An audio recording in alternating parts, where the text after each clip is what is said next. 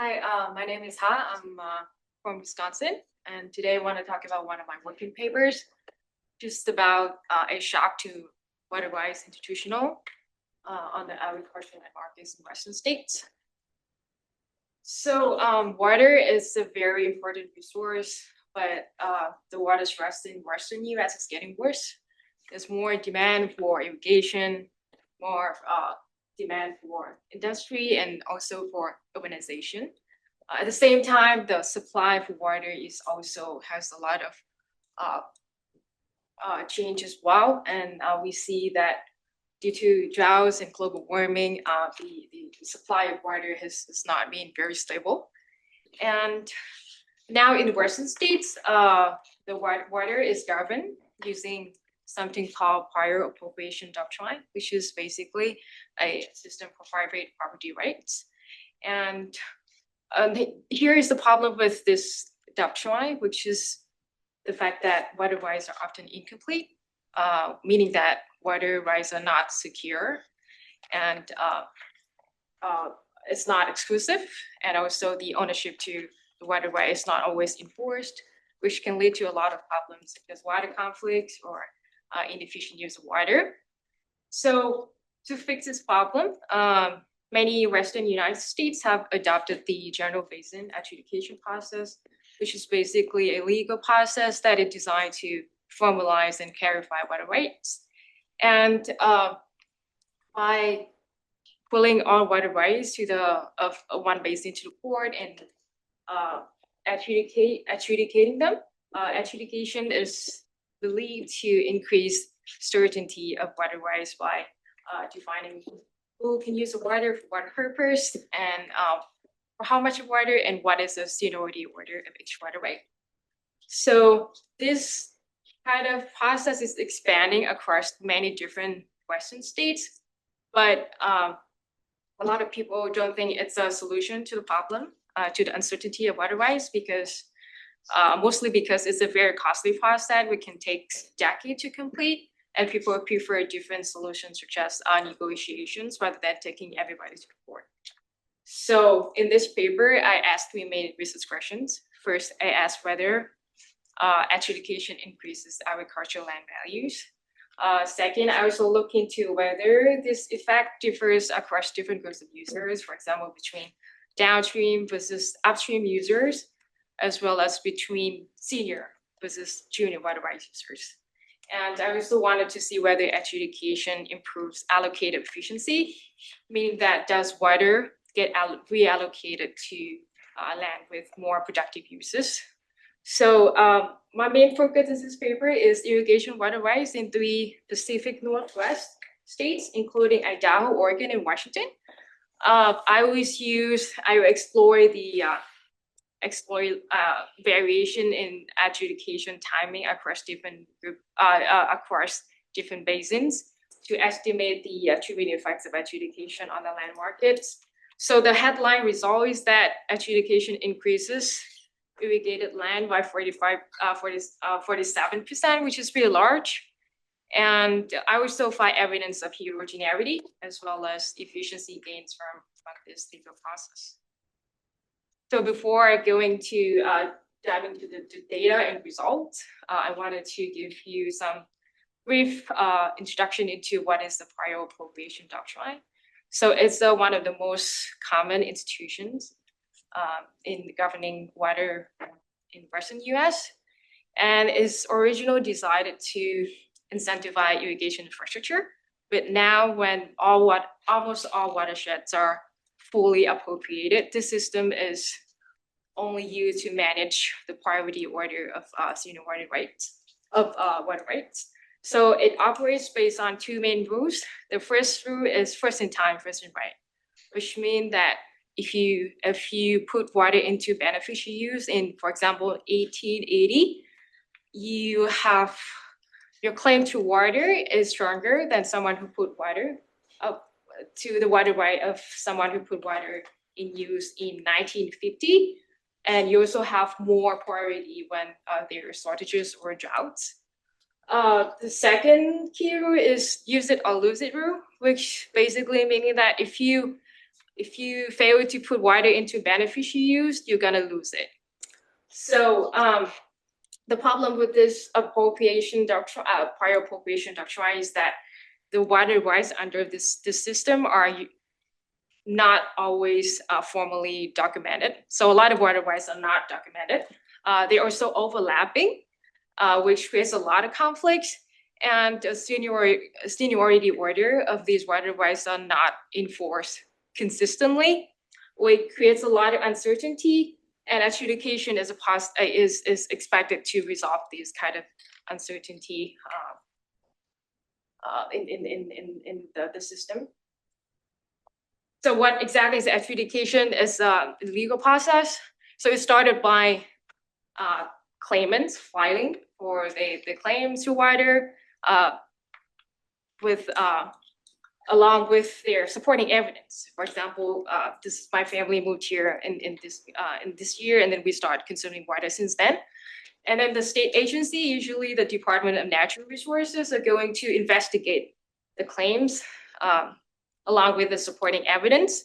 And everything is going to be brought into court, and the court is going to decide who owns the water for how much and what is seniority order in each waterway. So this kind of process or resolving competing claims in the Western U.S. is expanding since the McCarran Act in 1952, and has gained a lot of population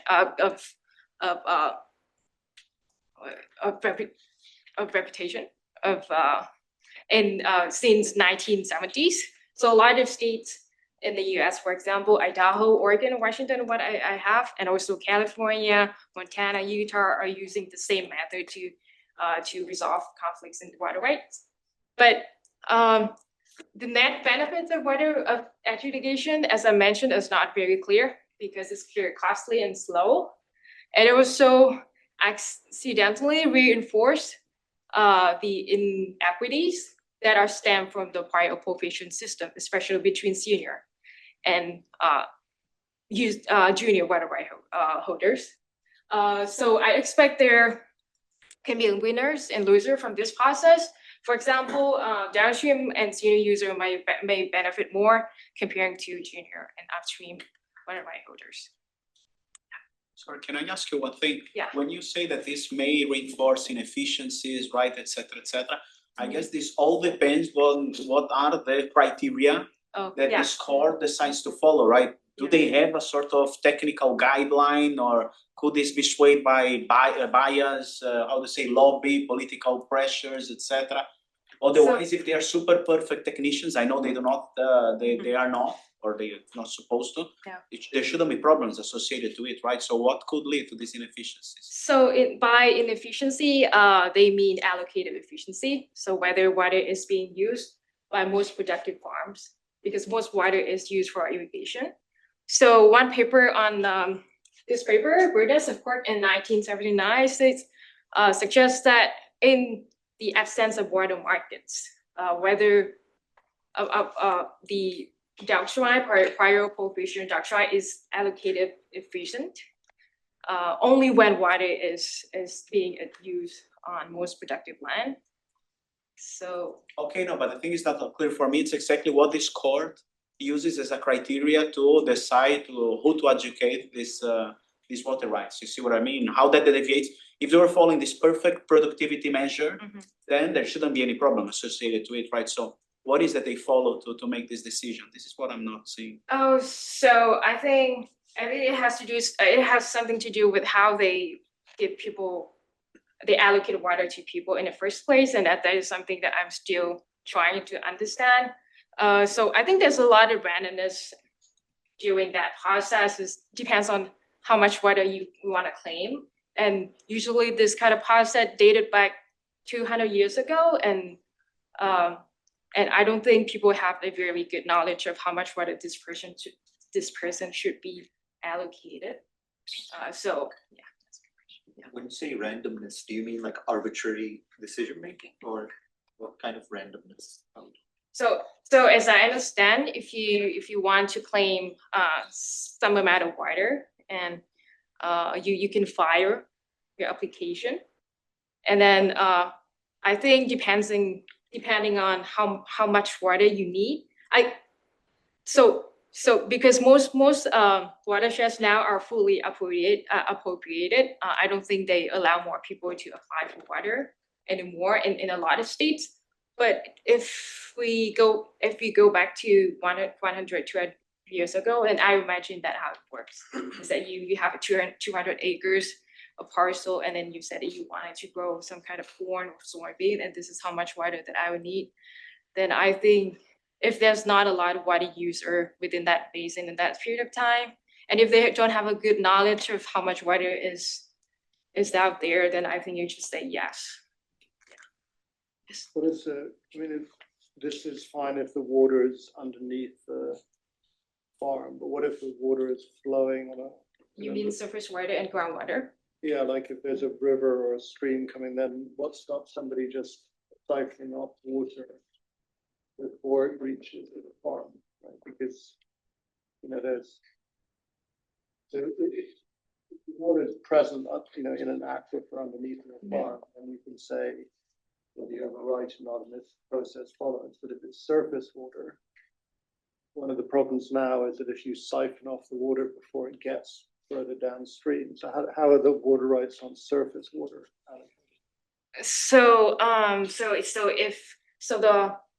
I think for surface water in the eastern United States, they follow the riparian rights. So if you locate it next to a river or stream, you're free to divert the water to your field.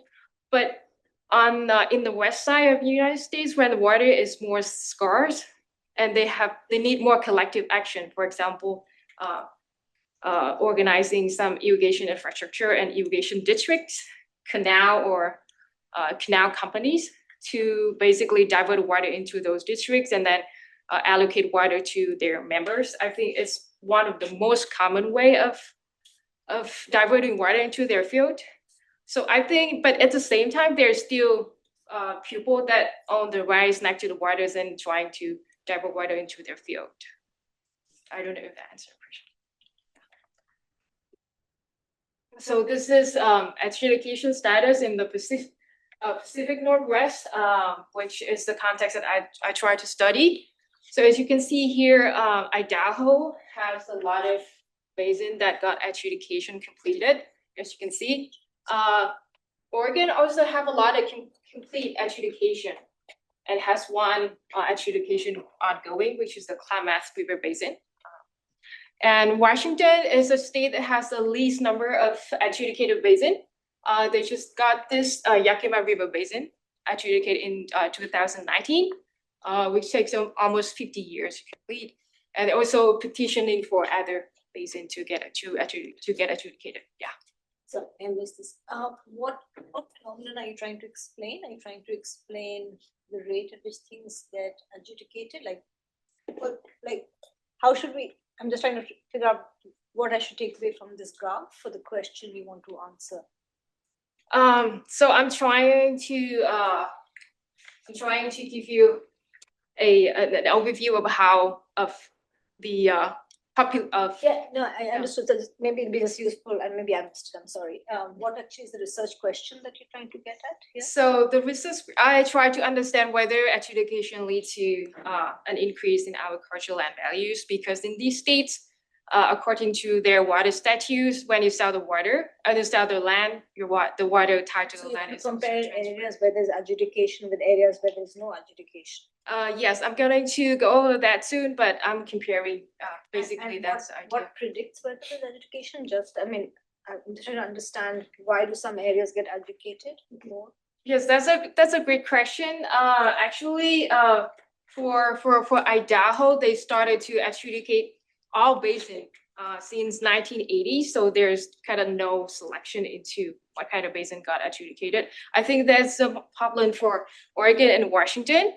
For Oregon, they also did a great job of adjudicate almost all of their basin. So for Washington, this is something I still try to think about. I think I don't have a good answer for that at this moment. There's a lot of factors that can explain I why. see. So what's the variation you're going to use right now? Because for instance, in some states, there's no variation in education, so everything got educated. So the one of the main variation in my study is the timing of adjudication. So then I guess the question is, why did some areas get educated earlier than later and some later? Yeah, so I think for Washington, I don't think I have a good answer for that at this moment. But one of the fact is that they have tribal waterways who are the most seniors comparing to non-tribal waterways, and because farming is being intensified in Washington, and then those non-tribal waterways are diverting a lot of water for irrigation, and that is hurting salmon population in a lot of tribes in Washington, and that is one of the reasons. But yeah, there's also a lot of other reasons as well.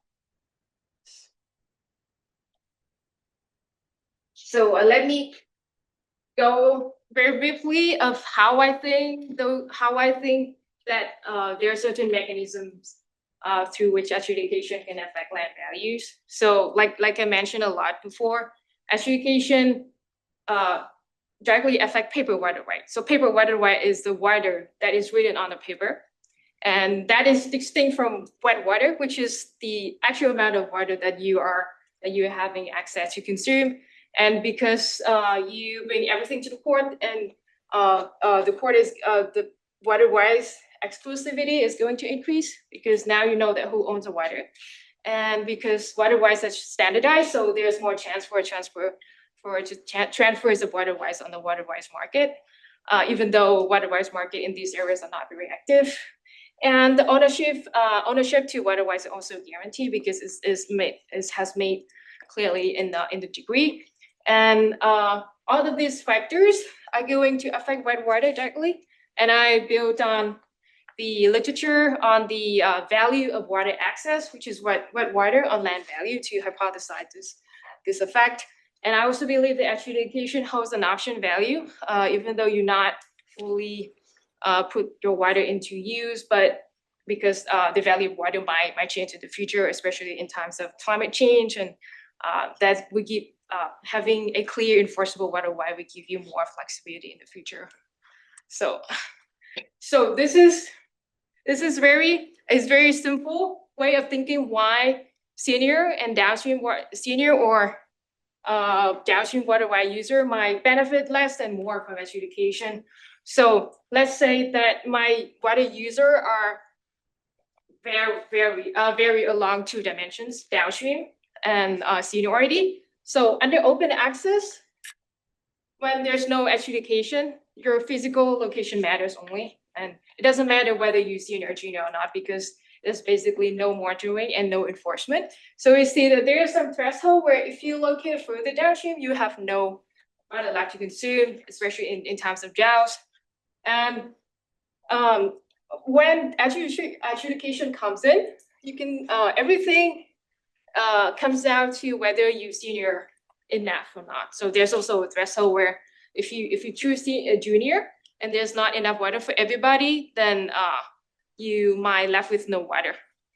So the key takeaway from this kind of mechanism is that if you the effect of adjudication depends on both dimensions. Why do I say both dimension? Is because in reality, even if after adjudication, enforcement is never perfect. So being senior user doesn't guarantee that you having enough water that you entitled for, and located upstream doesn't located downstream with senior waterway doesn't make the disadvantage go away just because you have cleared a waterway. So for example, if you're the most senior and you located downstream, upstream water user are still stealing water from you if enforcement is not perfect. So I think this heterogeneity operates on both dimensions jointly, but due to data limitation, I was only able to investigate the effects on two dimensions separately. So basically, I look at heterogeneity through seniority and heterogeneity through downstreamness or downstream minority. Is seniority cutoff, is it determined by policy, or is it just like how much water there is and how much demand there is? I was just hypothetical. Okay. I was just imagine that if there's not enough water for everybody, then there should be some threshold where some people don't have enough. Because you compute this from previous data, like, you know, this is how much water there is in a year, this is how many people wanted water, and so. Yeah, I don't have the data on how much water is out there, so it's hard for me to say what is a threshold. I mean, from remote sensing, can you, or no, not really? Not really, yeah.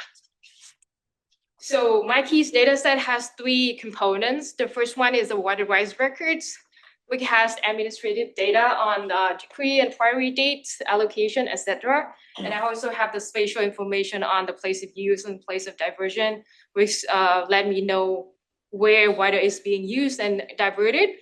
And for the outcome variable, I use land sales, agricultural land sales data from CoreLogic. I also match a sale into parcel boundaries from some private company. To identify which parcel is irrigated, I use a irrigation map from some scientists from University of Montana. So I use a lot of other additional data, including weather, soil quality, census data on population. To investigate the efficiency effects adjudication, I use 3 remote sensing data, which is OpenET, EVI, and also the land use data from NASA. So to delineate the water network, I use National Hydrography data set, that I'm gonna use to construct Dow Jones score or the vulnerability measurement of extracted water within the network. So this is how I match parcel to water rights. As you can see, the blue line polygons are water place of use, and it's matched almost perfectly to the parcel. So, yeah, I follow a very conservative way to matching a parcel to water rights. So I can know which parcel belong to which adjudicated basin, as well as what characteristics of the water rights that are tied to that parcel. So this is how I construct the downstreamness score for the heterogeneity analysis. So the problem is if you want to do that analysis, I have to have a measurement of how vulnerable or how downstream a water user is. So my approach is on this figure. So at first I map all the point of diversion of the water rights into the system. And then I calculate the number of inflow points and number of outflow points. So if you look at this point, there's no water flowing in, but there's only water flowing out. So it's the most upstream water user. It's similar to this point where the score is 1, which means that it's the most downstream water user. My approach resembles this approach, which is a Streller stream order from USGS, but I give it more temporal and spatial variations instead of giving all the water right user within the segment a number. So this is my main specification, which I use the timing of adjudication and see if it has any effects on the agricultural land sales. I follow standard literature by including these kind of controls and fixed effects. So you might wonder why I use ITT in this moment. It's because when adjudication is started within a basin, not everybody is filing for the water. It's because some people who have been consuming water without water right, if they bring themselves to the port, they guarantee themselves a losing position, and the water access might be cut off. So they rather just consuming water sneakingly. So I guess it's those my reason, my thinking is that those parcels are systematically different from parcels that are really having good supporting evidence to the court. So I use ITT to reduce some of the endogeneity coming from that fact. And in my robustness check, I removed the parcel out of the specification to estimate the effect of adjudication on parcel with right of rights only. Yes. Just wondering, could you do some sort of boundary discontinuity? Because these parcels are small and surely there are some parcels along the boundaries of states or counties that. Yeah. So the problem with agricultural land sale is that the market is very thin. Okay. So there's not enough parcel that located next to the boundary of any basin. So yeah. I was going, sorry, to ask about this precisely, the nature of the land markets in the setting, right? Obviously, it's the US where normally markets are efficient, but as this is a hedonic, I mean, compared to the settings I'm used to, right, where I come from. But what I wanted to say is that how much we should believe that the land prices are capturing the underlying value of having access to water, etc. So standardly, I only use arm's length transactions, which I believe reflects the market value of each land market. But you are right. There's some anecdotal evidence that when farmers want to sell their farm, they don't even list it. They're just going to the neighbor and asking you, would you like to buy my farm? So it's not even a free market there. But I don't think there's something that I could do about this at this moment. Yeah.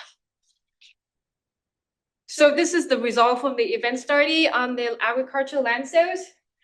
So if you look at the pre-trans, it looks like it's imprecise, not very close to zero, but at least it's assuring that there's no pre-tran before adjudication. And I feel, and I see that the adjudication effect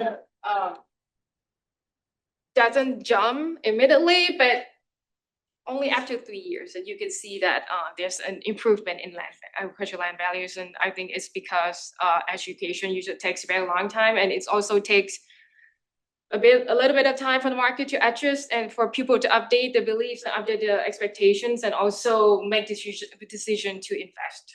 So that's my takeaway from this one. And I also wanted to look at the effects of adjudication on the parcel that get transacted on the market. This is because we see an increase in agricultural land value, but that might stem from the fact that adjudication affects water consumption. Adjudication also affects irrigated acreage, which is a very strong determinant of agricultural land value. So I wanted to see if there's any mediating effect here. So I use the same specification as before and change the land value into this characteristic. For example, is that senior waterway, how much acreage for irrigation, the land use as well as land productivity. And I found that it doesn't look very great here, but if you aggregate the effects and you see that land with lower crop land, the parcel with lower crop land, lower irrigated acreage, and also higher chance being seniority, water rights are getting transacted after adjudication, which means that there's potential for the reallocation of water through the agricultural land market, even though the water market is not active. So there might be chance for allocated efficiency improvement from adjudication. So to do that directly, I construct a panel sample of transacted parcels for 30 years. And I measure water utilization, land productive, land use from remote sensing data to see that to see whether after adjudication there's increase in water utilization, land productivity, and land use within a parcel. So I just use the Callaway and Santana Starker definitive in this case, and this is what I found is that there seem to be not much effects on water consumption within the parcel, but irrigated acreage and land productivity seem to increase significantly, especially in the long run, which suggests that water, the reallocation water through adjudication, which partly through the agricultural land market is giving more water, is giving more investment, irrigation investment, as well as increasing land productivity, which speak to the fact that adjudication might have improved allocated efficiency in this aspect. So lastly, so we see a lot of good benefits of adjudication. So what about the inequities under the prior prohibition system? So I just basically interact the treatment timing with two indicators that I have, which is downstream and also seniority. You can see that downstream water users are getting less benefit from adjudication compared to upstream water right users. And I think that makes sense and related to what I have mentioned before, is that if you hold senior water right, but if you locate it downstream, and under the fact that enforcement is imperfect, then adjudication doesn't guarantee you a full allocation of water. So in terms of seniority, I found that senior right holders seem to benefit more from adjudication, but the estimates are not precise. And I think again, it has to do something with being downstream or upstream, whether even if you're senior enough, but if you look at it downstream, then I don't think you benefit a lot from adjudication. So this is some key takeaway from the paper. First is that there's some improvement of agricultural land sales from adjudication. I also see some potential of reallocation of water through the agricultural land market, which is also part of the reallocation under adjudication. But at the same time, the effects of adjudication are not distributed equally across different groups of users, and that might raise concerns about inequities, and that is something that we should think about when designing water policies in Western US. So that's